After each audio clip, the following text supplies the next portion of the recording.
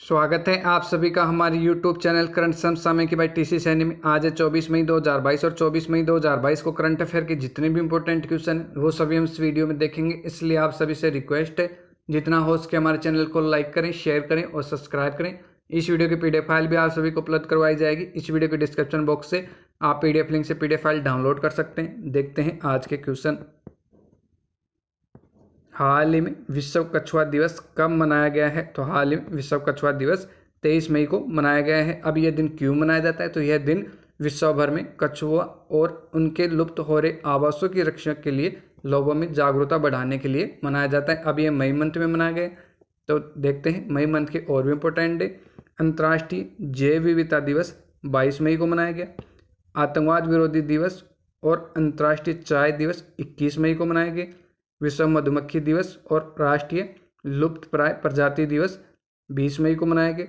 विश्व ads vaccine दिवस और अंतर्राष्ट्रीय संग्रहालय दिवस 18 मई को मनाए गए।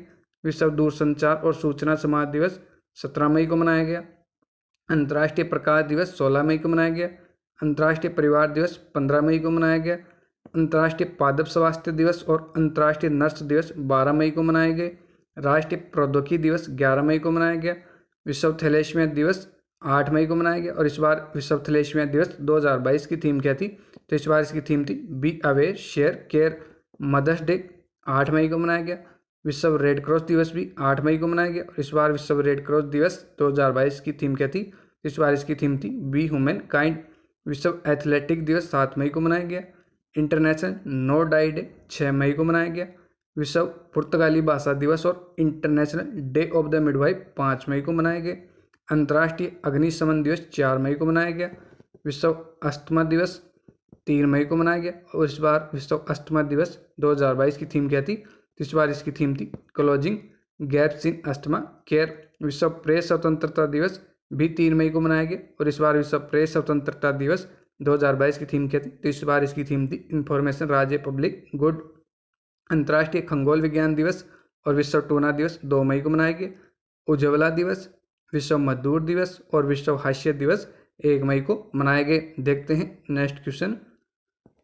हाल ही में किसे प्रधानमंत्री नरेंद्र मोदी का नया पर्सनल सेक्रेटरी नियुक्त किया गया है? तो हाल ही में हमारे प्रधानमंत्री नरेंद्र मोदी जी का नया पर्सनल सेक्रेटरी यानी निजी सचिव विवेक कुमार को नियुक्त किया गया है। जैसा कि आप इमेज में देख पा रहे हैं, ये विवेक कुमार और इन्हीं को प्रधानमंत्री नरेंद्र मोदी जी का नया पर्सनल सेक्रेटरी नियुक्त किया गया है। देखते हैं नेक्स्ट क्वेश्चन।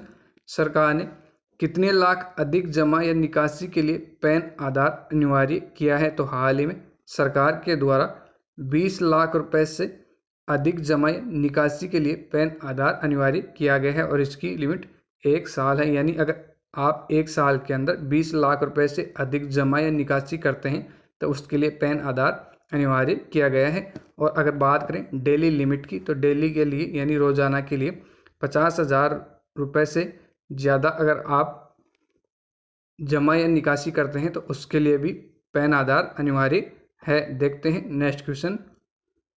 कश्मीर विश्वविद्यालय की पहली महिला कुलपति किससे नियुक्त किया गया है? तो हाल ही में कश्मीर विश्वविद्यालय की पहली महिला कुलपति नीलाफेर खान को नियुक्त किया गया है। जम्मू कश्मीर के उप राज्यपाल मनोज सिन्हा के द्वारा नीलाफेर खान को कश्मीर विश्वविद्यालय की पहली महिला कुलपति के रूप में नियुक्त किया गया है। जैसा कि आप इमेज में देख पा रहे हैं, ये नीलाफेर खान और इन्हीं को कश्मीर विश्वविद्यालय की पहली महिला कुलपति नियुक्त किया गया है। अब जम्मू कश्मीर, तो जम्मू कश्मीर के उपराज्यपाल कौन है? मनोज सिन्हा। और जम्मू कश्मीर का गठन कब हुआ? 31 अक्टूबर 2019 में। और बात करें अगर जम्मू कश्मीर में से धारा 370 हटाने की, तो जम्मू कश्मीर में से धारा 370 कब हटाई गई? 5 अगस्त 2019 को। अब देखते हैं जम्मू कश्मीर के बारे में और भी इम्पोर्टेंट फैक्ट। राष्ट्रीय पंचायती राज दिवस 2022 मनाने हेतु जम्मू कश्मीर राज्य को चुना गया। भारत की पहली कार्बन न्यूट्रल पंचायत जम्मू कश्मीर के जम्मू जिले की पल्ली पंचायत बनेगी। जम्मू कश्मीर में जन निगरानी मोबाइल ऐप लॉन्च किया गया। जम्मू कश्मीर के जीआई टैग वाले कश्मीर कालीन की पहली खेप जर्मनी को रवाना की गई। भारतीय रेलवे द्वारा देश का पहला cable rail bridge Jammu Kashmir में बनाया गया। कारीगरों और बुनकरों के लिए कारखंडर योजना का अनावरण जम्मू कश्मीर में किया गया। हेरात उत्सव, बटुकनाथ पूजा भेंट और महाशिवरात्रि पर्व जम्मू कश्मीर में मनाए जाते हैं और ये एक ही दिन मनाए जाते हैं। जम्मू कश्मीर हाईकोर्ट के मुख्य न्यायाधीश पंकज मित्तल को नियुक्त किया गया। जम्मू कश्मीर में डल झील है, वुलर झील है और शेषनाग झील है। जम्मू कश्मीर के प्रमुख दर्रे हैं जोजिला दर्रा, बनिहाल दर्रा और बुर्जिल दर्रा। जम्मू कश्मीर के प्रमुख नृत्य हैं बच्चा नगमा नृत्य और वूंगी नचून नृत्य। जम्मू कश्मीर के प्रमुख नेशनल पार्क है Dachigam national park, Kishtwar national park, doctor Salim Ali national park और एक डॉक्टर सलीम अली पक्षी विहार भी है। वो कहाँ पे है? गोवा में। देखते हैं नेक्स्ट क्वेश्चन। IMF की 5 दिवसीय वार्षिक बैठक में भारत का प्रतिनिधित्व कौन करेंगे? तो IMF यानी इंटरनेशनल मॉनेटरी फंड की 5 दिवसीय वार्षिक बैठक में भारत का प्रतिनिधित्व हमारे वाणिज्य मंत्री पीयूष गोयल के द्वारा किया जाएगा। देखते हैं नेक्स्ट क्वेश्चन। किस राज्य ने 100%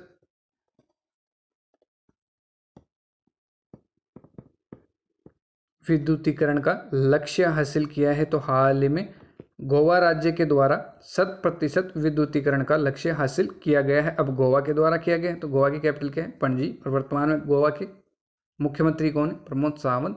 और गवर्नर यानी राज्यपाल कौन है? श्रीधरन पिल्लई। अब गोवा के बारे में देखते हैं और इम्पोर्टेंट फैक्ट। भारत का पहला रेबीज मुक्त होने वाला राज्य गोवा बना। भारत का पहला एल्कोहल म्यूजियम गोवा में खोला गया। देखते हैं नेक्स्ट क्वेश्चन। हाल ही में ऑस्ट्रेलिया के नए प्रधानमंत्री कौन बने हैं? तो हाल ही में ऑस्ट्रेलिया के नए प्रधानमंत्री के रूप में एंथनी एल्बनीज को नियुक्त किया गया है। जैसा कि आप इमेज में देख पा रही हैं एंथनी एल्बनीज, और इन्हीं को ऑस्ट्रेलिया के नए प्रधानमंत्री के रूप में नियुक्त किया गया है। अब ये ऑस्ट्रेलिया के बने हैं तो ऑस्ट्रेलिया की कैपिटल क्या है? कैनबरा। और करेंसी क्या है? Australian dollar.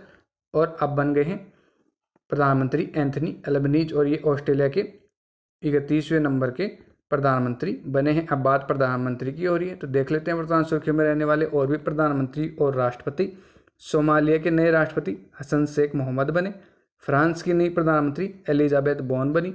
UAE के राष्ट्रपति शेख मोहम्मद बिन जायद अल नाहयान बने। श्रीलंका के नए प्रधानमंत्री रानिल विक्रमसिंघे बने। फिलीपींस के राष्ट्रपति फर्डिनेंड बोंगबोंग बने।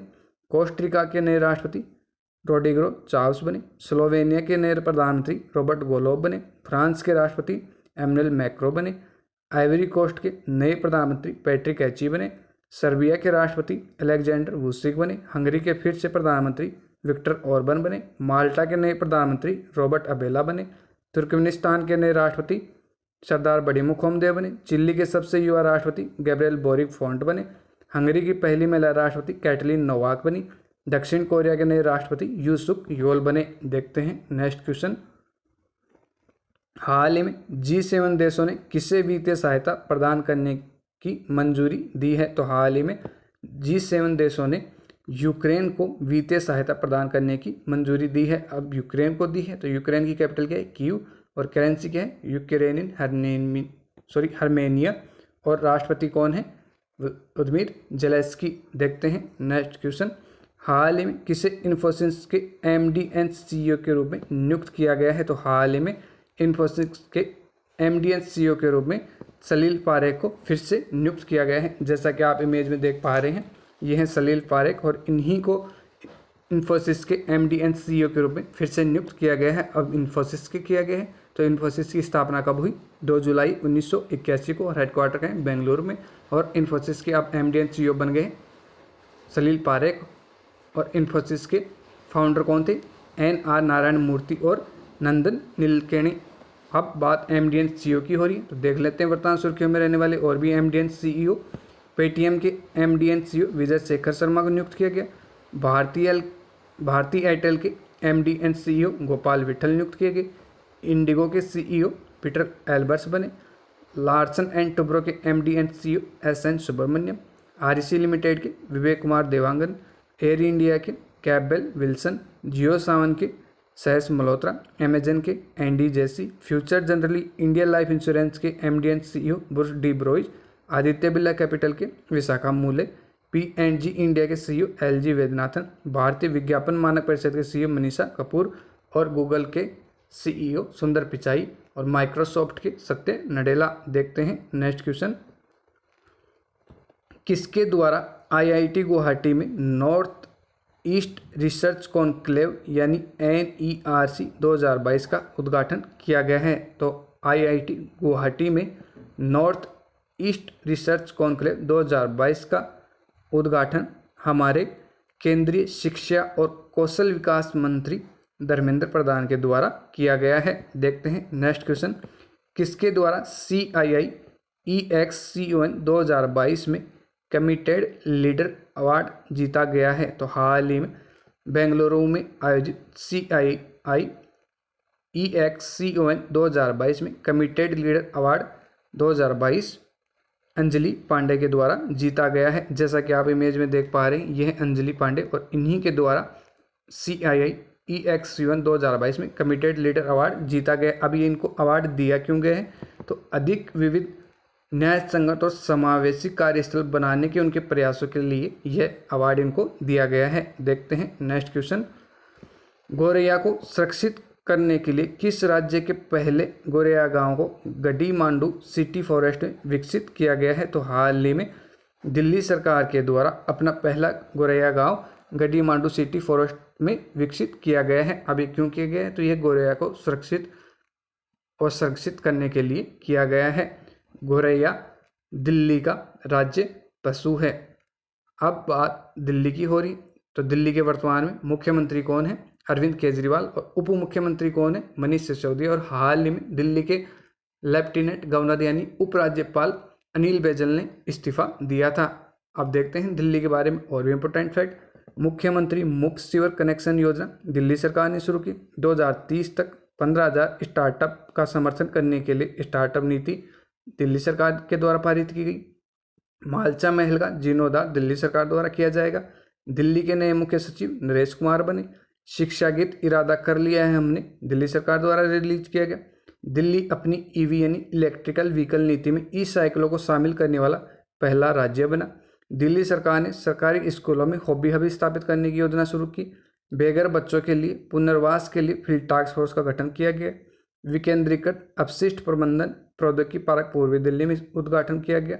देश के पहले स्मोक टावर का उद्घाटन दिल्ली में किया गया। कचरे से निपटने के लिए देश के पहले वेस्ट इको पार्क को दिल्ली में मंजूरी दी गई। IQ एयर की विश्व वायु गुणवत्ता रिपोर्ट 2021 में दिल्ली विश्व की सबसे प्रदूषित राजधानी बनी। रियल एस्टेट के लिए सबसे हरा भरा शहर दिल्ली को घोषित किया गया। स्कूल हेल्थ क्लिनिक का उद्घाटन दिल्ली में किया गया। स्मार्ट कार शस्त्र लाइसेंस पेश करने वाली देश की पहली पुलिस दिल्ली पुलिस बनी। शहरी खेती के लिए एक मेगा अभियान शुरू करने की घोषणा दिल्ली सरकार के द्वारा की गई। देखते हैं नेक्स्ट क्वेश्चन। हुनर हाट के 41वें संस्करण का उद्घाटन कहाँ हुआ है? तो हुनर हाट के 41वें संस्करण का उद्घाटन आगरा में हुआ है। और आगरा कहाँ है? यूपी में। अब आगरा के नाम से आपको कुछ याद आ रहा होगा। आगरा में ताजमहल है और आगरा में कीठम झील है जिसे रामसर साइट का दर्जा दिया हुआ है। देखते हैं नेक्स्ट क्वेश्चन। किसे एकीकृत दिल्ली नगर निगम का नया कमिश्नर नियुक्त किया गया है? तो हाल ही में दिल्ली नगर निगम का नया कमिश्नर ज्ञानेश भारती को नियुक्त किया गया है। जैसा कि आप इमेज में देख पा रहे हैं, यह है ज्ञानेश भारती और इन्हीं को एकीकृत दिल्ली नगर निगम का नया कमिश्नर नियुक्त किया गया है। देखते हैं नेक्स्ट क्वेश्चन। हाल ही में किसने बायोटेक शोधकर्ताओं के लिए बायो RRAP पोर्टल लॉन्च किया है? तो हाल ही में हमारे केंद्रीय मंत्री डॉक्टर जितेंद्र सिंह के द्वारा बायोटेक शोधकर्ताओं के लिए बायो RRAP पोर्टल लॉन्च किया है। इस पोर्टल में देश में जैविक अनुसंधान और विकास गतिविधियों के लिए समायोजित किया गया है। आज के लिए इस वीडियो में इतना ही। धन्यवाद।